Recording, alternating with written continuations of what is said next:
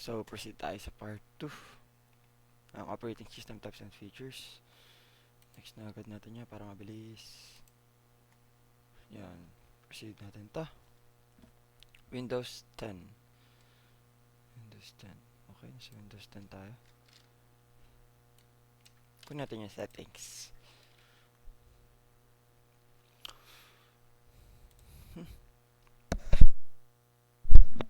Windows settings displayed. Click personalization. Yup, left pane colors. Let's go. Click the first color, recent colors. Click the first color in the recent colors. This one. Yup. Select na color. Change ka lang ng color dito. Lock screen.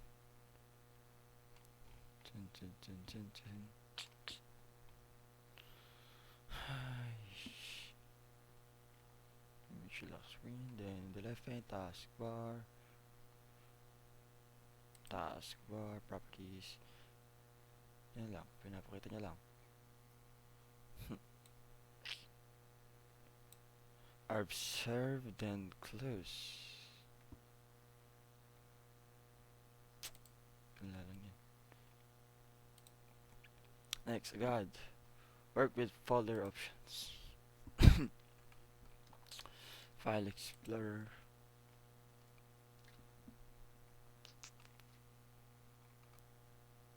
The following can be customized using the functionality.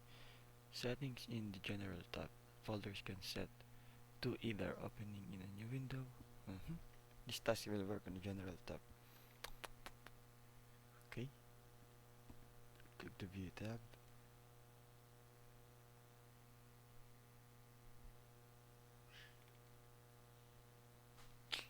Okay. Click Options.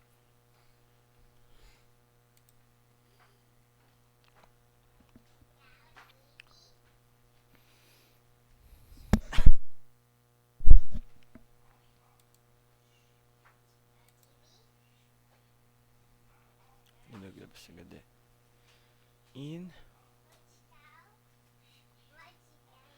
Open each folder in its own. Yep. To ensure that all folders will be open in your window. Tama. Kasi pagka naka yung window yun, i-pause lang siya ng pause yan. Double click items as follows. Notice that double click to open an item is selected by default. Yep. Which means that you will need to double click a file to keep this open. Keep this option selected. In the privacy section, click access, show recently, deselect both. Okay, deselect na natin to. File system, click access.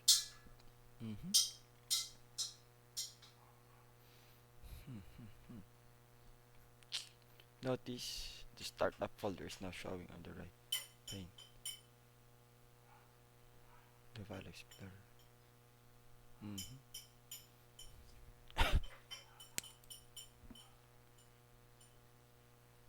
Nawala siya. Notice the startup folder is no longer visible on the right pane. Yep. You'll need to apply these changes. Okay, apply them natin. Bye-bye. When you click apply button, notice that the File Explorer window recent files 0 section below frequent folders 4. Yep.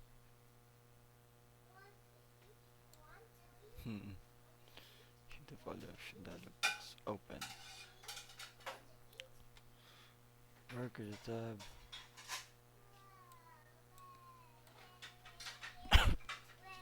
Excuse me. Insert the folder. You can customize the following using the View tab function. Okay, so punta tayo sa View. View. The View tab is displayed. Notice that there are several options available for configuring how files and folders will be displayed in the File Explorer.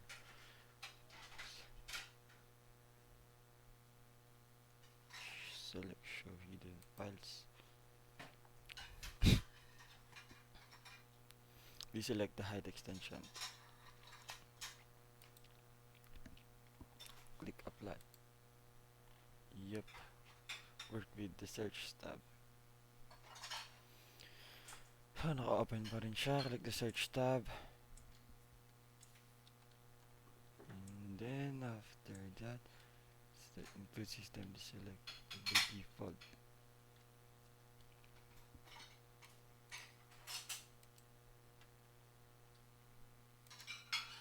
No, this one. Search tab. Sorry. Dito pa. Search tab. Selected by default. Include. Ito daw dalawa. Okay, apply natin. Click OK. Yup. Keep the File Explorer window open. Verify the settings configured in folder options. Okay, verify lang natin siya. Ensure the File Explorer window is open. It's open. The left pane DVD drive.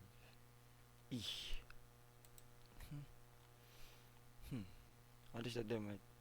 The right pane displays file extensions. Yep. Double click on the bit. And yung configure natin kanina. Kada mag-open ka ng sa File Explorer, open siya ng new window. Yep. Close all open windows. Yun lang siya. Work different file systems. Sa different file systems na tayo. Disk management. Disk management, quick USB. Ipa-format natin siya. Select format from the context menu. Format natin USB-D. Okay.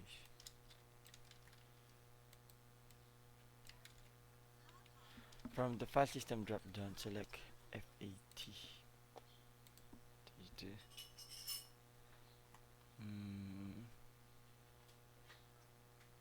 Tapos, ensure that the Perform a Quick Format checkbox is selected. Click OK.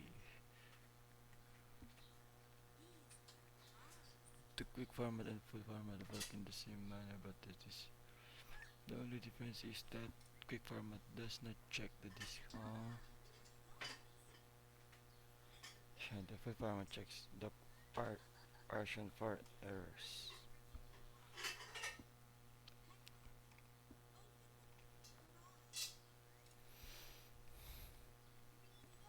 Format warning, yes.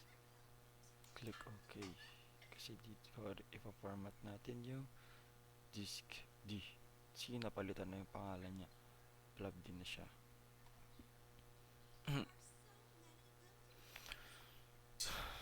Mark as plug, yep. Napalitan na yung disk D natin. Naging plug D.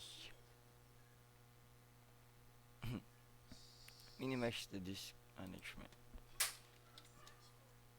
Tapos mag-cmd tayo. Command prompt. Type down natin to.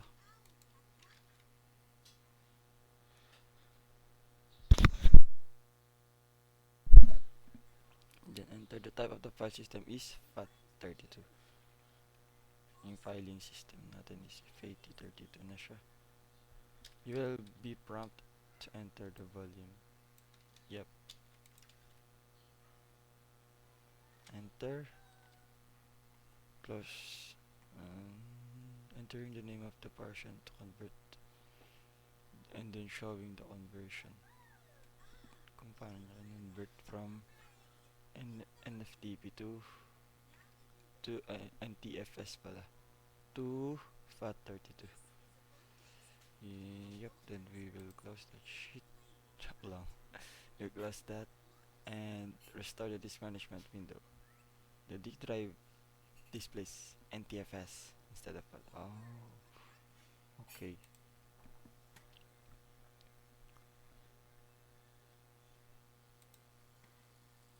Teacher displays index inside the file. Okay. Close na natin to. Network file system. Gamitin natin si domain controller. Click start charm.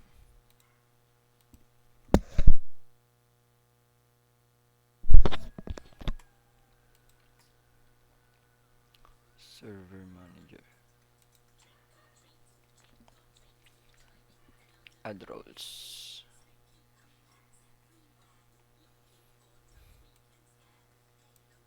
Ako lang. Server manager window is displayed. Click the add roles and features link.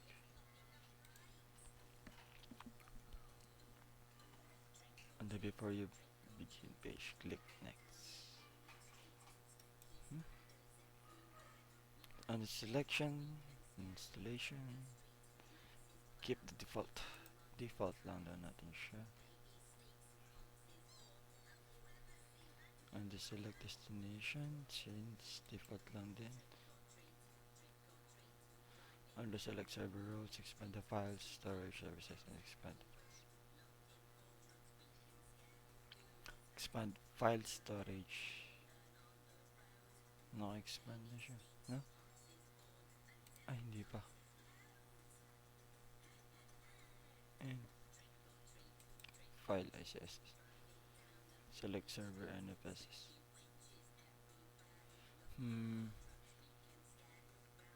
Server for NFS. Nag-display siya. Add features. Sorry, excuse me.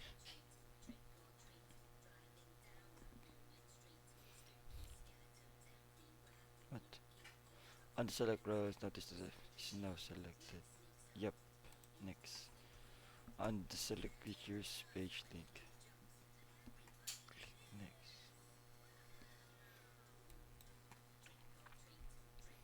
Automation installation selections page, click install. So bali install nyo to. Yung mga changes na ginawa mo. Installation process. Features.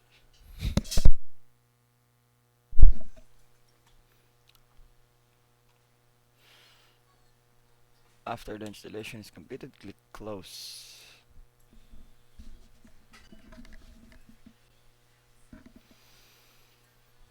Wait lang natin siya. Succeeded. Okay, close na natin. You're back on server manager. Click the file storage. Service link on the left pane. Then, from the sliding menu, click shares. Ensure please selected on the right pane.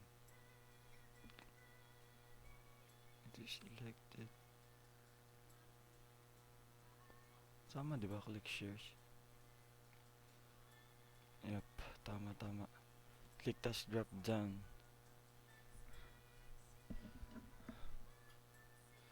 Then select new share.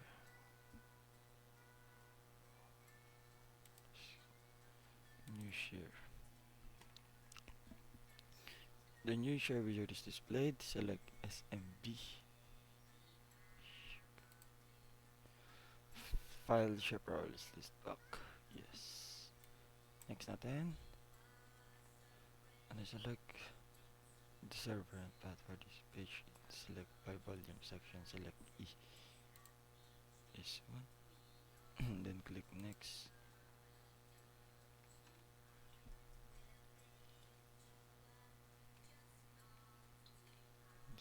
Next.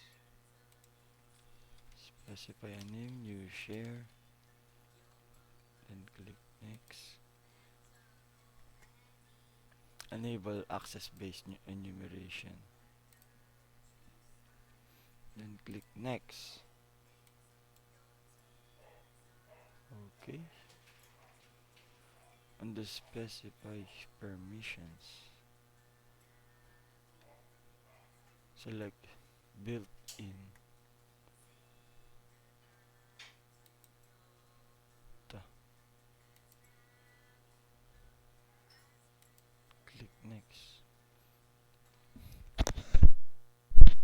On the confirm selections page, click create. Okay, create natin siya. On the view results, click close. Nakapag-create na siya dyan. Ngayon, titignan natin. Notice that the new share, yep, has been created. Nandito na siya. Okay.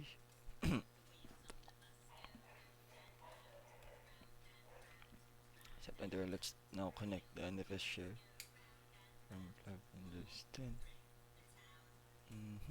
Click on the File Explorer icon on the window taskbar from the left pane. Right click on its PC.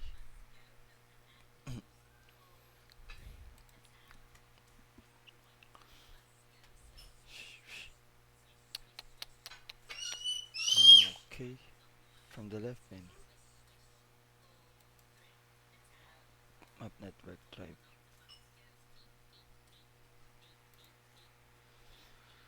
Right click pala.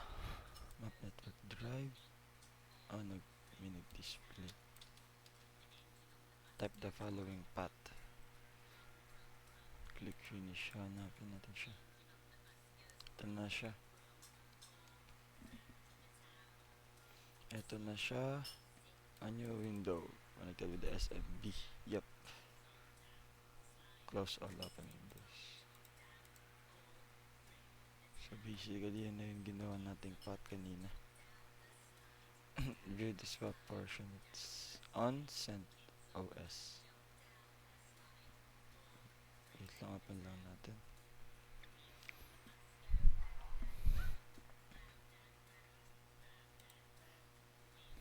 CentOS.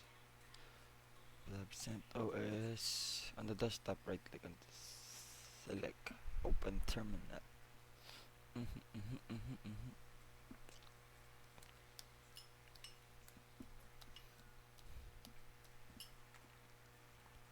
Open Terminal. Ang bagal.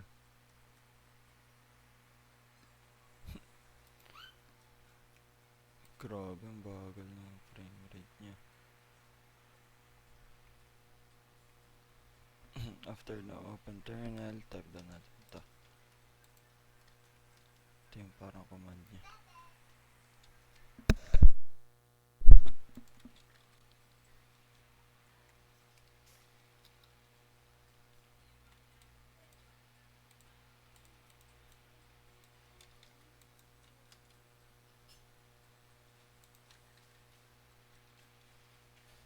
Ano S U password is password.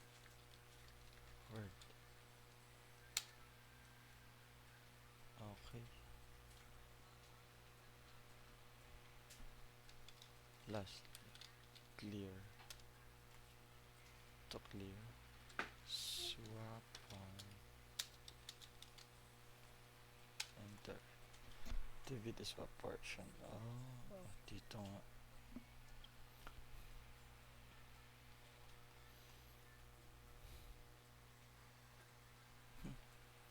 Yun lang pala para makita natin swap on portion.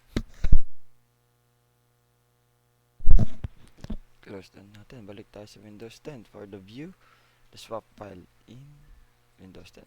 Parang ano mo lang siya. Differentiate. Control panel.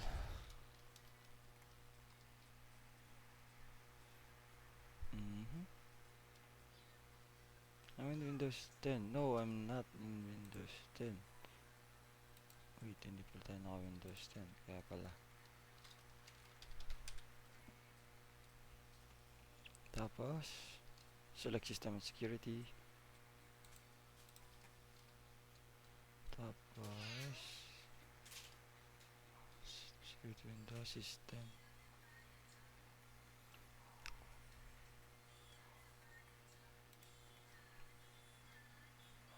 From the System Security window. Yep. Balik tayo dito sa specs ng computer mo. Advanced System Settings link. Nag-display na siya.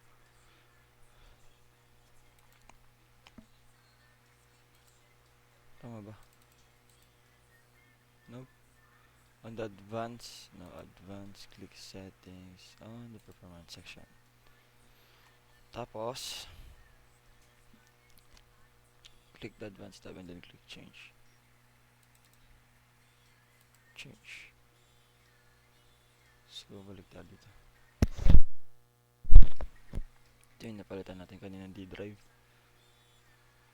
Notice that the total paging file size is displayed in the virtual memory. Where is that?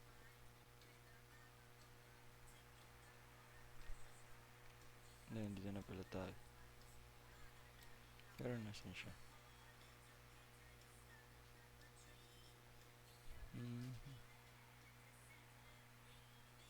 Here.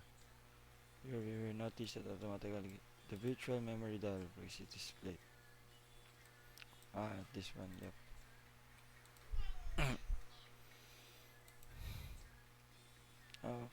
Notice that automatically manage paging file size for all drives is selected by default. Nope, it is not. Kasi din ni-select siya kanina. Is the manual direction required to deselect this option, then you should be select custom size.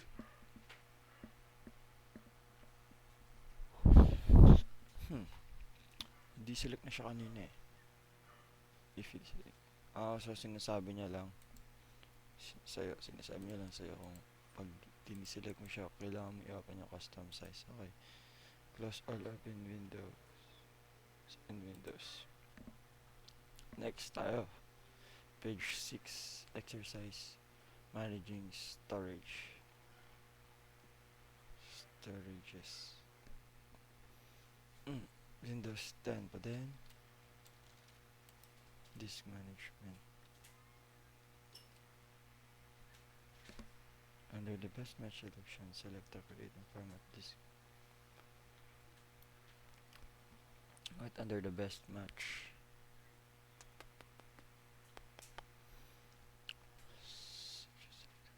And this is when displayed. Notice that disk configured on the computer along with the relevant details are listed. Disk 1 is currently marked as online. In the bottom right click at the gray under the disk. But this one,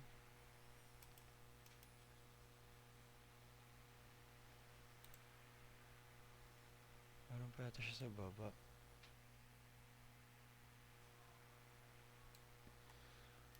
Wait lang, tignan natin.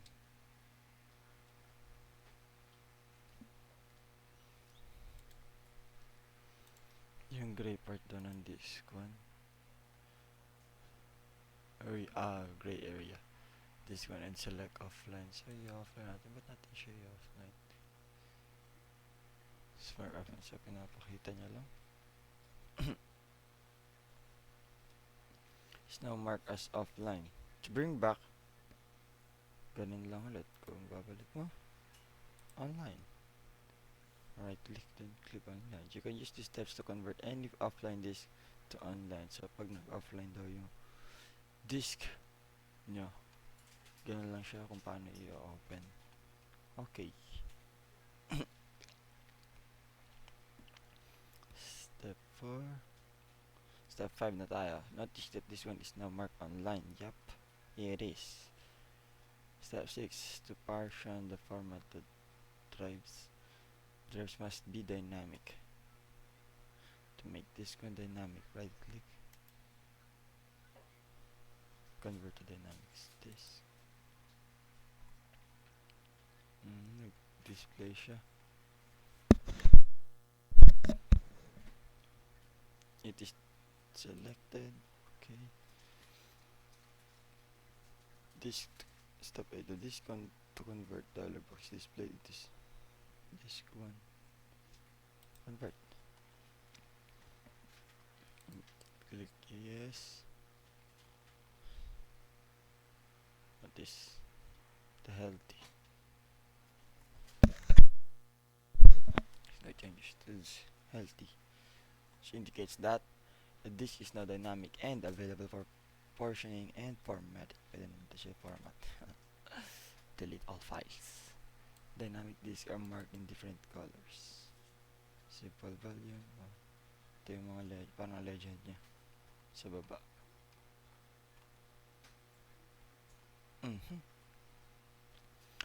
Partition, a dynamic disk.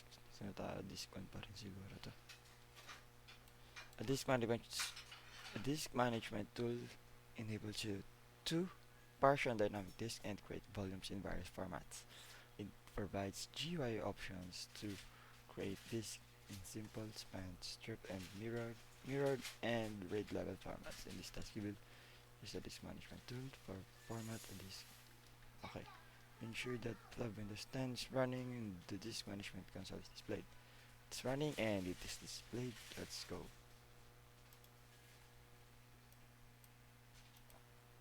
Delete volume.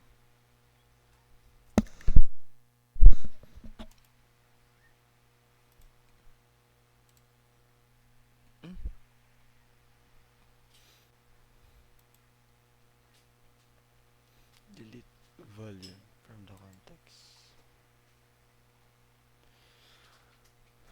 Click yes. Notice that this one is now marked unallocated. Yep, hindi na siya makita. Select new simple volume.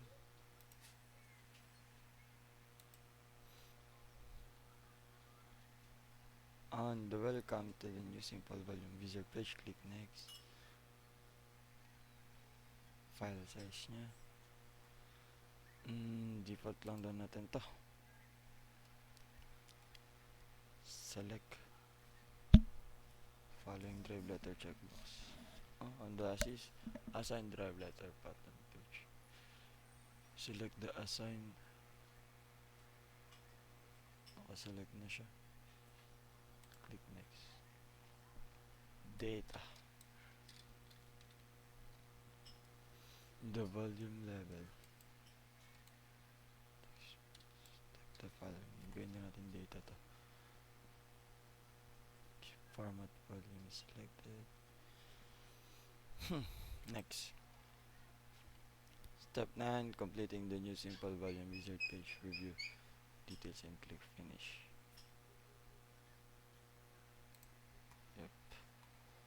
Yep. Notice that the new simple volume has been created on disk 1 and it has been labeled as data. Napalitan siya. Karoon siya ng label.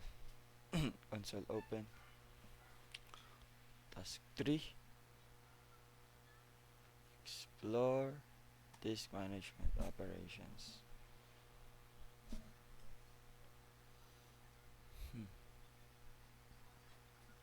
Okay, let's go. Windows 10 pa rin. You will now view the properties of the data D. To do this, right click. D. Properties. Dialog box display various tasks can be performed. Yes. Cancel. Click cancel to close. You will now extend the volume data. Grab, extend the volume. Extend ka na volume. On welcome, click next. You will increase the size. Okay. On the select disk page, select disk 2. From the available panel list and click add. Add na siya. Then ready for select the amount of space in MB.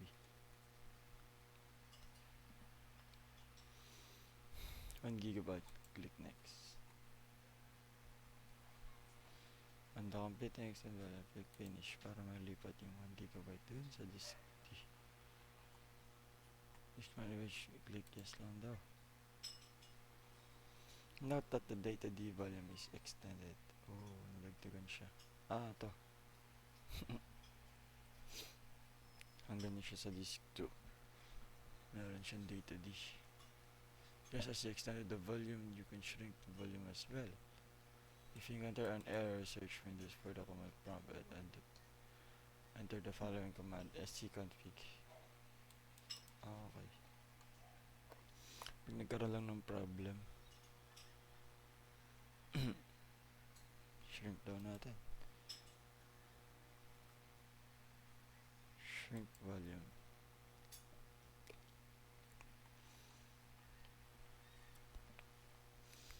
Keep the default. Shrink lang. It's back. It is back. Reinitialize the disk. You might have changed the letters and this might be required in case of an automatically assigned drive letter or up network. Okay. Bigla nagpapalit yung ano nila. What do you call this one? Letters to the D drive like this. D drive siya. D drive lang. Huwag mong palitan. Ensure. Yup. In the top right. Top pane. Right click data D. Data D. Ito ba? Yep. Change the drive letter. Change and click. Change. Sinusundan lang natin siya. Assign the following. Select key. Papalitan natin siya. Papalitan na natin siya. Okay.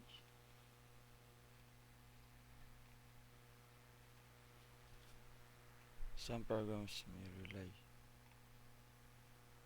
Not rely. Yes.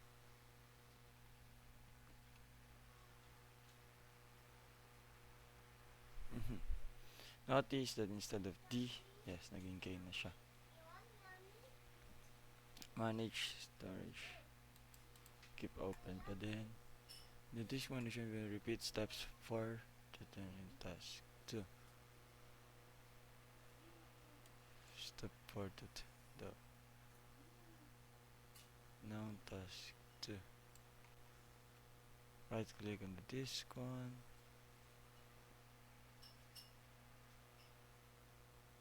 Ito diba?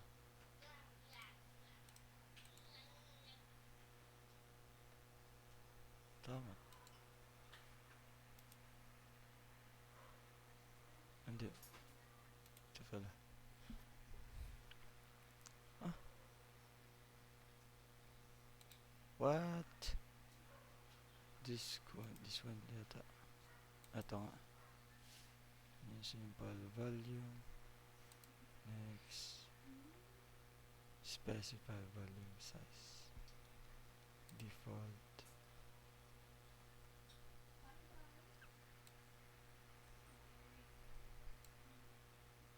Wait lang. Di pa din?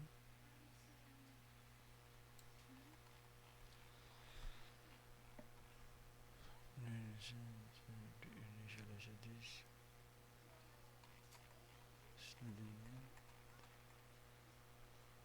File SSH file to delete the existing partitions for disk 2.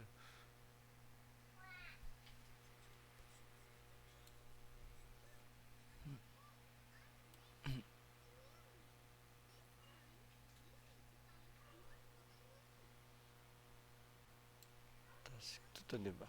4 to 10. Saan ako? Dito.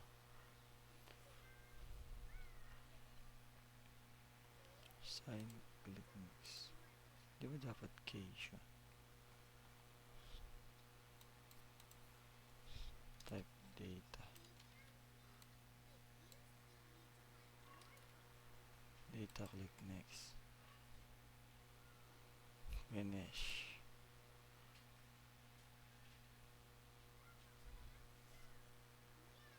And meron ulit siya. Tama lang. Data di siya kasi meron ng data key. Minimize the disk management window. Minimize. Storage spaces.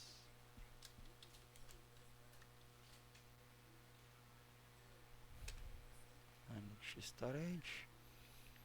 storage spaces. Haba pala na ito, kinot ko na. Create. On the select drive star 8, a storage full page, select both of the drives. Wala siyang drive.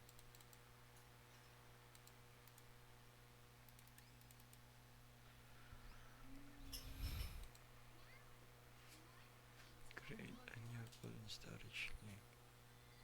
No drives that work with storage space are available. Make sure that your drives are connected.